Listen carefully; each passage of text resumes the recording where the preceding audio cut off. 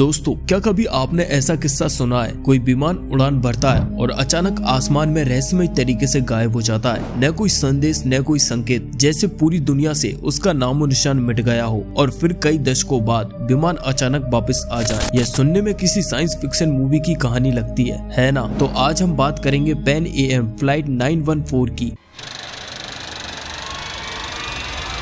एक ऐसी रहस्यमय उड़ान की कहानी जिसने लाखों लोगों को हैरान कर दिया। उड़ान की शुरुआत यह 2 जुलाई 1955 की सुबह थी। न्यूयॉर्क के लगार्डिया एयरपोर्ट पर हलचल मची हुई थी। यात्री अपनी अपनी सीटें ढूंढ रहे थे। 57 यात्री और 4 क्रू मेंबर्स लेकर पायलट मिगुएल विक्टर क्यूरेन मियामी के लिए उड़ान भरने वाले थे। मौसम साफ था और यह सफर मुश्किल से 3 घंटे का होना था। सुबह 9:05 पर विमान ने उड़ान भरी और कुछ ही देर में अटलांटिक महासागर के ठीक ऊपर पहुंच गया। सब कुछ एकदम सामान्य था, लेकिन करीब 10:15 पर अचानक विमान रडार स्क्रीन से गायब हो जाता है। कोई SOS कॉल, कोई तकनीकी खराबी और न ही मलबे का कोई सुराग। तमाम सर्च ऑपरेशन किए गए मगर विमान का पता न चल सका। आखिर में एयरलाइन ने इसे दुर्घटनाग्रस्त घोषित कर दिया। समय बीत गया, लोग भूल चुके थे कि पैन AM फ्लाइट 914 नाम की कोई फ्लाइट कभी थी भी सही। लेकिन 37 साल बाद यानी 21 सितंबर 1992 में वेनेजुला के काराकस एयरपोर्ट पर कुछ अविश्वसनीय हुआ। एयर ट्रैफिक कंट्रोल की स्क्रीन पर अचानक एक अजीब सा विमान दिखा।